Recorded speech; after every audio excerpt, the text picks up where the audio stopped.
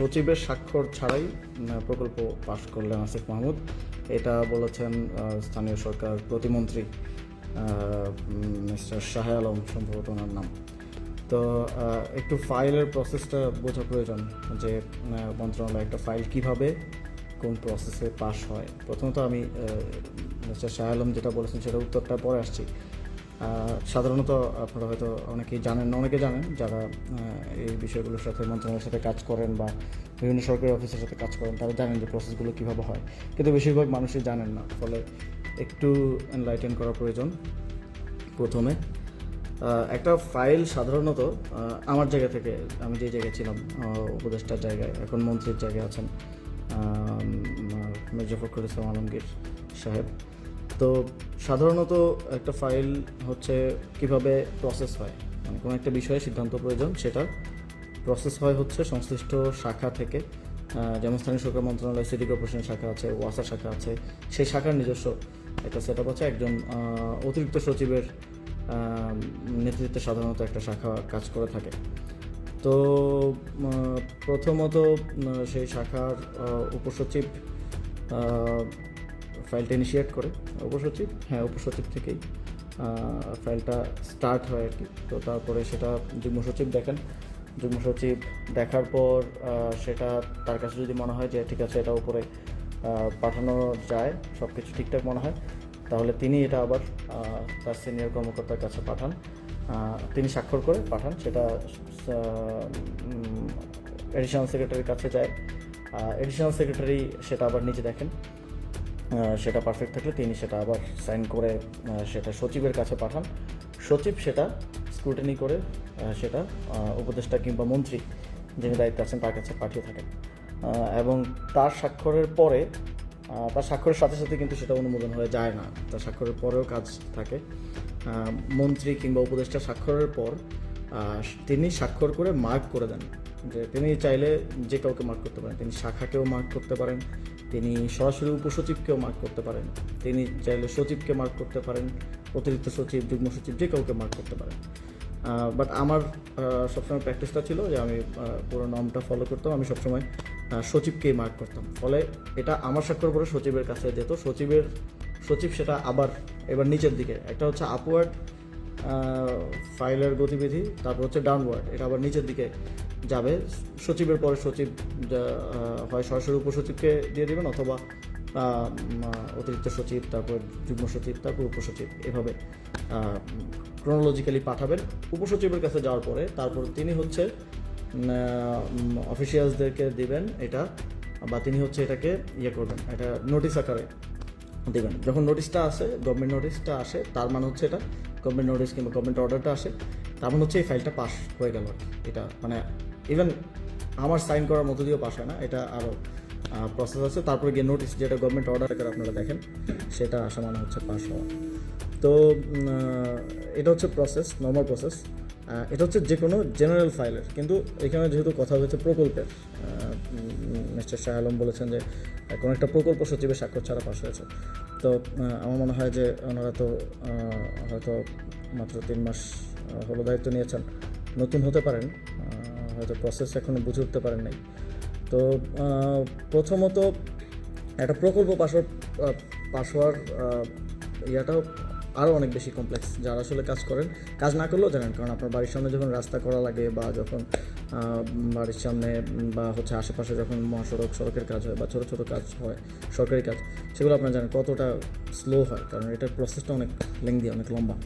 তো সেটার প্রসেসটা আমি আরেকটু বুঝাই। যে প্রথমত একটা প্রকল্প নেওয়ার যদি নীতিগত সিদ্ধান্ত হয় যে এই বিষয়ে একটা প্রকল্প গ্রহণ করা হবে, তখন ফার্স্টে হয় ফিজিবিলিটি স্টাডি। ফিজিবিলিটি স্টাডিটা সংশ্লিষ্ট সংস্থা করে, যেমন স্থানীয় সরকার মন্ত্রণালয়ে স্থানীয় সরকার ইঞ্জিনিয়ারিং ডিভিশন যেটা আছে, প্রকৌশল বিভাগ, যেটা স্থানীয় সরকার প্রকৌশল বিভাগ আপনার বাড়ির আশেপাশে ছোটো রাস্তা থেকে শুরু করে, কালভার্ট থেকে শুরু করে, এই কাজগুলো সাধারণত স্থানীয় সরকার প্রকৌশল বিভাগ সারা দেশে করে থাকে। এবং সেটা ফিজিবিলিটি স্টাডি হয়। ফিজিবিলিটি স্টাডিটার ক্ষেত্রে অনেক স্টেক হোল্ডার ইনভলভ। এখানে জেলার এক্সিএন, উপজেলা ইঞ্জিনিয়ার থেকে শুরু করে এলজিইডি ডিপার্টমেন্টের, এটা কিন্তু মন্ত্রণালয় না, এটা এলজিইডি আলাদা একটা ডিপার্টমেন্ট, ইঞ্জিনিয়ারিং ডিভিশন, যেটার চিফ থাকেন একজন চিফ ইঞ্জিনিয়ার, তিনি সেটার প্রধান। তো সেখানে এটা নিয়ে ফিজিবিলিটি স্টাডি হয়। ফিজিবিলিটি স্টাডিতে যদি মনে হয় যে ঠিক আছে এই প্রকল্পের কার্যকারিতা বা প্রয়োজনীয়তা রয়েছে, সেক্ষেত্রে প্রায়োরিটি বিবেচনায় ওই প্রকল্পটাতে হাত দেওয়া হয়, প্রকল্পটা নেওয়া হয়। নেওয়ার পরে ওইটার একটা ডিপিএম প্রস্তুত করা হয়। ওইটার একটা মানে প্রকল্পে কী কী কাজ হবে, বাজেট এস্টিমেট থেকে শুরু করে পুরো ডিটেলস সহ একটা ডিপিএম তৈরি করা হয়। এবং সেটা এই প্রকল্পটা যখন চিফ ইঞ্জিনিয়ারের স্বাক্ষর নিয়ে, মানে চিফ ইঞ্জিনিয়ার এটা যখন অনুমোদন করে দেন যে ঠিক আছে এটা নেওয়ার জন্য যদি প্রস্তুত এবং এটা নিতে চায়, তখন এটা আসে মন্ত্রণালয়ে, স্থানীয় সরকার প্রকৌশল বিভাগ থেকে মিনিস্ট্রিতে আসে। মিনিস্ট্রিতে ওই সেম প্রসেস, যে শাখা, বিভিন্ন শাখার মাধ্যমে এটা আসার কথা। তো এই শাখার মাধ্যমে যখন এই যে স্থানীয় সরকার প্রকৌশল বিভাগ যে শাখা ডিল করে, ওই শাখায় যখন আসে, তখন এটা নিয়ে ফার্দার একটা প্রকল্প নেয়ার ক্ষেত্রে একটা কমিটি আছে, একাধিক কমিটি থাকে সাধারণত, যেটা সাধারণত সচিব হেড করে আর কি। সাধারণত সচিব অথবা সচিব যদি চান তাহলে তিনি যে কোনো অতিরিক্ত সচিব বা অন্য কাউকে দায়িত্ব দিতে পারেন। একটা প্রকল্প পাশ করার বিষয়ে একটা কমিটি থাকে। তো সেই কমিটিতে আলোচনার ভিত্তিতে সেখানেও যদি অ্যাগ্রিড হয় যে ঠিক আছে এই প্রকল্পটা আমরা নিব, তখন ওই প্রকল্পটা আসলে এটা পাস হয় এবং সেটার ফাইল ওয়ার্কটা স্টার্ট হয় আর কি। তো তখন আবার উপসচিব, যুগ্ম সচিব, অতিরিক্ত সচিব এবং সচিব পার হয়ে উপদেষ্টা কিংবা মন্ত্রীর কাছে ফাইলটা আসে। তখন মন্ত্রীর স্বাক্ষর হওয়ার পরে সেটা আবার ডাউনওয়ার্ড যায়। তো একটা প্রকল্প আপনারা জানেন যে আরও কমপ্লেক্সিটি আছে। প্রকল্প বিষয়ক যখন কমিটি বসে মিটিংয়ে, তখন তারা দেখে যে এটার সাথে অন্য কোনো মন্ত্রণালয় ইনভলভ কিনা বা অন্য কোনো মন্ত্রণালয়ের মতামত নেওয়া প্রয়োজন কিনা। যেমন একটা রাস্তা করা হবে, তখন দেখা হয় যে এটা এনভায়রনমেন্টের কোনো ক্ষতি করতে পারে কিনা, গাছ কাটা পড়ছে কিনা, সেক্ষেত্রে এটা এনভায়রনমেন্ট মিনিস্ট্রি ইনভলভ থাকে। তো ভূমি মন্ত্রণালয় ইনভলভ থাকে, কারণ জমি জমার বিষয় আছে, জমি জমা কেনা না কেনা। তো এরকম আরও স্টেক হোল্ডার ইনভলভ আছে, তাদেরকে নিয়ে আবার আন্তঃমন্ত্রণালয়ের বৈঠকও প্রয়োজন করতে পারে মাঝে মধ্যে, কখনো কখনো। তো সেটাও করা হয়, সেটা সচিবের নেতৃত্বে যেই প্রকল্প যে কমিটি থাকে সাধারণত, সেই কমিটির মাধ্যমে হয়। তো তারপরে এটা উপদেষ্টার কাছে আসে। উপদেষ্টা চূড়ান্ত অনুমোদন দেওয়ার পর সেটা তারপরে প্রসেস আছে। উপদেষ্টা চূড়ান্ত অনুমোদনের পর এই প্রকল্পটা যায় পরিকল্পনা কমিশনে। আপনারা জানেন যে আমাদের যেই পরিকল্পনা কমিশন আছে, সব প্রকল্প সব মন্ত্রণালয় থেকে অবশ্যই পরিকল্পনা কমিশনের মাধ্যমেই পাস হতে হয়। একেবারে ছোটো প্রকল্প হলে সেটা মন্ত্রণালয় নিজেই নিতে পারে, কিন্তু বড় প্রকল্পগুলো, মাঝারি প্রকল্পগুলো পরিকল্পনা কমিশনে পাস হয়। কিছু প্রকল্প আছে যেটা 50 কোটির নিচে বা 100 কোটির নিচে, আমার ঠিক মনে নেই যে কোন মার্কটা, সেটা সাধারণত পরিকল্পনা মন্ত্রী যিনি থাকেন, অন্তর্বর্তী সরকারের সময় ছিলেন ওয়াহিদুদ্দিন মাহমুদ, এখন সম্ভবত আছেন আরেকজন। তো মন্ত্রী যিনি থাকেন তারপর যে নিষ্পত্তিযোগ্য হয়, 50 কোটি টাকার প্রকল্প হলে সে নিজেই আসলে দেখে নিষ্পত্তি করে দিতে পারে। আবার এটা তার পর্যায়ে যাওয়ার আগেও কিন্তু পরিকল্পনা কমিশনেও, পরিকল্পনা মন্ত্রণালয়েও, সেখানেও আবার সচিবের নেতৃত্বে, বা সেখানে তো অনেক সচিব, প্রায় 12 থেকে 15 জন, তাদের কোনো একটা কমিটির নেতৃত্বে আবার স্ক্রুটিনি হয়। স্ক্রুটিনি হওয়ার পরে তারা যখন দেখে যে এটা ঠিক আছে, এটা পাঠানো যায়, তখন তারা তাদের উপদেষ্টা কিংবা মন্ত্রীর কাছে পাঠায়, তিনি অনুমোদন দেন। আর যদি প্রকল্প বড় প্রকল্প হয়, সেক্ষেত্রে আপনারা দেখে থাকবেন নিউজে সবসময় যে মাঝে মধ্যে মাসে 2বার এই মিটিংটা হয়, মাঝে মধ্যে 1বার হয়, মাঝে মধ্যে 2 মাসেও হয়। একনেকের যে বৈঠক হয়, দেখবেন যে এইবারের একনেকে 3,000 কোটি টাকার, 5,000 কোটি বা 20,000 কোটি টাকার প্রকল্প অনুমোদন, বা এতগুলো 27টা, 20টা বা 10টা বা 5টা প্রকল্প অনুমোদন হয়। আপনাদের আমরাও যখন দায়িত্বে ছিলাম, ডক্টর মোহাম্মদ ইউনূসের নেতৃত্বে সেই একনেক বৈঠকটা হতো। এখন প্রধানমন্ত্রী তারেক রহমানের নেতৃত্বে একনেক বৈঠকটা হয়। তো প্রকল্পটা লাস্ট পাস হয় কিন্তু একনেকে, এবং তার মাধ্যমে তারপর এটার এক্সিকিউশনে সংশ্লিষ্ট মন্ত্রণালয়কে যখন একনেক থেকে জানানো হয় এই প্রকল্প পাস হয়ে গেছে, নির্দেশনা আসে, তখন মন্ত্রণালয় ওই প্রকল্প বাস্তবায়নের উদ্যোগটা গ্রহণ করে সাধারণত। তো এই পুরো প্রসেসটা আমি বোঝালাম বা বললাম এত সময় নিয়ে, কারণ হচ্ছে এটা বোঝাটা জরুরি। এটা না বুঝলে এই যে একটা অ্যালিগেশন আনা হলো, এটা বোঝাটা মুশকিল হবে। তো একনেকের পরে আসার পরে এই কার্যক্রমটা শুরু হয়। তো অনেকগুলো ফেজ আমি বললাম। একটা হচ্ছে ফিজিবিলিটি স্টাডি, ওই সংশ্লিষ্ট দপ্তরের মাধ্যমে। তারপর হচ্ছে একটা ডিপিএম প্রস্তুত করা, ডিপিএম প্রস্তুতের পরে প্রকল্প বিষয়ক কমিটি থেকে একটা অ্যাপ্রুভাল নেওয়া, কমিটির পরে সেটা উপসচিব, যুগ্ম সচিব, অতিরিক্ত সচিব হয়ে উপদেষ্টা বা মন্ত্রীর কাছে অনুমোদন নেওয়া, অনুমোদনের পরে সেটা আবার পরিকল্পনা কমিশনে পাঠানো, পরিকল্পনা কমিশন নিজে স্ক্রুটিনি করে যে এটা কতটুকু প্রয়োজন না প্রয়োজন, তারপরে পরিকল্পনা কমিশন এটা নিয়ে এটা যখন ফাইনাল করে তখন এটা একনেকে যায়, একনেকে প্রধানমন্ত্রী কিংবা প্রধান উপদেষ্টার উপস্থিতিতে, বাকি একনেক সদস্যদের উপস্থিতিতে, সদস্যরা সাধারণত মন্ত্রীরাই হন এবং সচিবরাও থাকেন সংশ্লিষ্ট, সেটা পাস হওয়ার পরে এবার সেটার বাস্তবায়ন যায়। তো it's a very long process, যেটাকে অনেকে মানে আমলাতান্ত্রিক জটিলতা বা লাল ফিতার দৌড়াতে আমরা বলে থাকি আর কি। তো উনি যে কথাটা বললেন যে সচিবের অনুপস্থিতিতেই বা সচিবের স্বাক্ষর ছাড়া ফাইল পাস করলেন উপদেষ্টা, মানে অবৈধভাবে, এই ধরনের একটা কথা উনি বলার চেষ্টা করেছেন। আমার মনে হয় এটা নিয়ে আরও বেশি ক্লারিটি মানে প্রয়োজন, যে কোন ফাইল, এক্স্যাক্টলি কোন ফাইল। যদি মানে এটা তো অন পেপার থাকার কথা যে ফাইলেই স্বাক্ষর থাকবে, ঠিক আছে, একটা ফাইলে আমার স্বাক্ষর আছে, সচিবের স্বাক্ষর নাই। মাঝে মধ্যে যেটা হয় যে সচিব যদি কোনো বিদেশ সফর থাকে, সাপোজ সচিব কোনো বিদেশ সফর আছে, তাহলে সাইনটা কে দিবে সচিবের অনুপস্থিতিতে? তখন অতিরিক্ত সচিব একজনকে সিনিয়রিটির ভিত্তিতে, সাধারণত যিনি সিনিয়র থাকেন তাকে সচিবের রুটিন দায়িত্ব প্রদান করা হয় সচিব বিদেশ যাওয়ার আগে। এটা উপদেষ্টার বা মন্ত্রীর স্বাক্ষরই হয়ে থাকে যে অতিরিক্ত সচিবকে সচিবের অনুপস্থিতিতে রুটিন দায়িত্ব প্রদান করা হলো। তখন তিনি ফাইল ওয়ার্কগুলো কন্টিনিউ করে থাকেন এবং রান করে থাকেন। তো সচিবের অনুপস্থিতি হইলেও সেখানে অতিরিক্ত সচিবের অবশ্যই স্বাক্ষর থাকার কথা। আচ্ছা ঠিক আছে, আপস্ট্রিমে কোনো ফাইল সচিবের স্বাক্ষর ছাড়া বা সচিবের টেবিল না হয়ে উপদেষ্টা কিংবা মন্ত্রীর টেবিলে আসারই কথা না, আসাই সম্ভব না। এটা অনুমোদন দেওয়া তো অনেক দূরের আলাপ।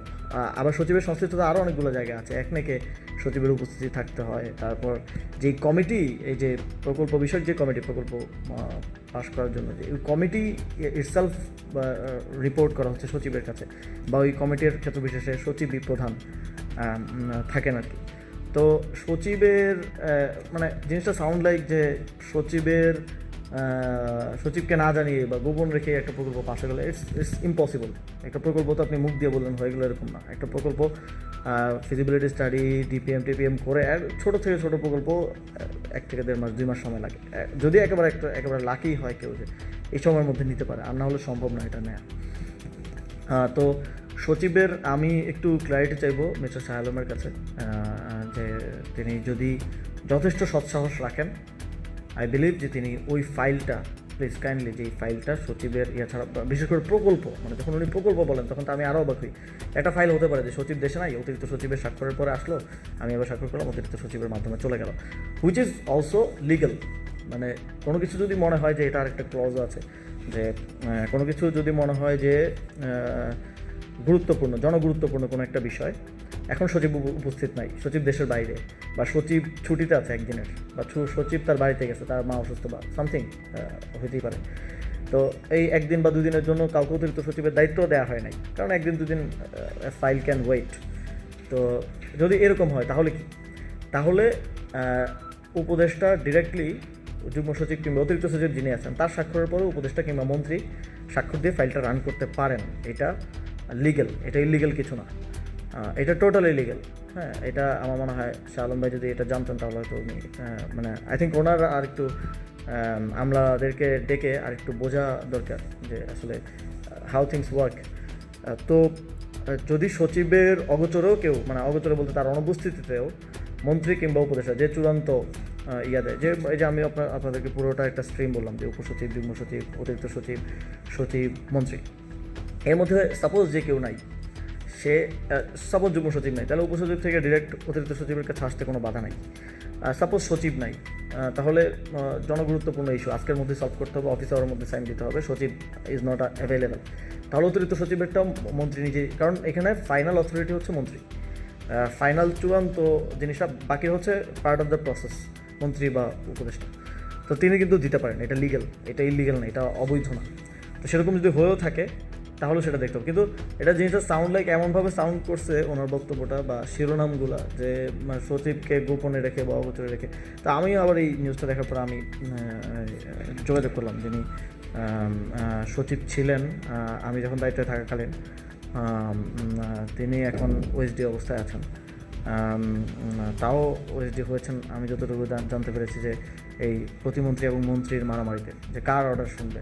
আমি আপনারা হয়তো শুনবেন আমার অনেক বক্তব্য আমি বলি যে এখন অ্যাডমিনিস্ট্রেশন বুঝতেছে না যে কার অর্ডার শুনবে। তো এই দুইজনের মারামারিতে, দুইজনের অন্তর্কোন্দলের কারণে বেচারা সচিবকে ওএসডি করা হয়েছে।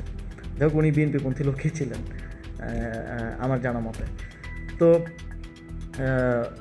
তার সাথে আমি কথা বললাম যে আসলে এরকম কোনো ফাইল কিছু হওয়ার কি সুযোগ আছে কিনা। তো তিনি বললেন এরকম কোনো ফাইল কিছু হওয়ার সুযোগ নেই, যদিও এটা লিগ্যাল, এটা করা যাবে, কিন্তু এরকম কোনো কিছু আমাদের সময় আমাদের হয় নাই।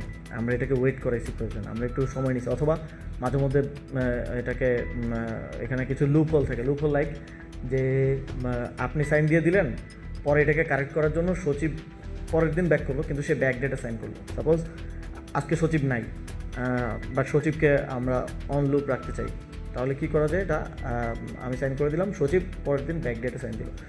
তো এই প্র্যাকটিসটা লিগেল কি লিগেল আমি শিওর না, কিন্তু এই প্র্যাকটিসটা আছে, এটা অ্যাডমিনিস্ট্রেশনের মধ্যে বিভিন্ন পর্যায়ে এই প্র্যাকটিসটা আছে। অনেক সময় আমি নিজেও দেখেছি যে মাঝখানে কোনো একটা পরব নাই, ইভেন প্রধান উপদেষ্টা বা প্রধানমন্ত্রী তার দ্রুত ডিসিশন প্রয়োজন, তাহলে এটা, এবং অনেক ক্ষেত্রে হয় কি স্বাক্ষর ছাড়াই সবার সম্মতি নিয়ে, সবার কনসার্ন নিয়ে, যে সবার কনসার্ন আছে, মোবাইল ফোনে তো অ্যাক্সেস যোগাযোগ করাই যায়, সম্মতি নিয়ে ফাইল রান করে দেওয়া হয় যে কাজটা হয়ে যাক, গভর্নমেন্ট অর্ডার ইস্যু করে দেওয়া হয়, স্বাক্ষরটা পরে নেওয়া হয়, পরে ব্যাকডেটা নিয়ে এটা কারেক্ট করে দেওয়া হয়।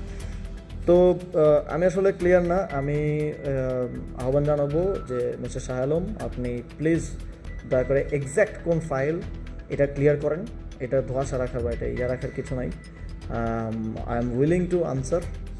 If you have any doubt about any files, you can call me. I'm available. I will go to your office, Sanjay Shukra Mantranalay, and if you want এটা পাবলিকও করা যায়, if you want মিডিয়ার সাথে রেখে, ঠিক আছে, I'm okay. এটা আমার মনে হয় যে এটা মন্ত্রণালয়ের উচিত হবে, যেটা একজন প্রতিমন্ত্রী এই কথাটা বলেছে, তার কথার ভারিক্যা চাই, বিলিভ তিনি সেটা বোঝেন, তো তিনি এটা ক্লিয়ার করবেন যে কোন ফাইলে হয়েছে, এবং তিনি সেই ফাইলটা শেয়ার করতে পারেন publicly. And I am challenging যে আপনি শেয়ার করেন যে কোন ফাইলে ইলিগালি সচিবকে অগোচরে রেখে উপদেষ্টা স্বাক্ষর করেছে। তো আই থিঙ্ক এটা কোয়াইট ক্লিয়ার, আমি আমার জায়গা থেকে করার সর্বোচ্চ চেষ্টা করেছি।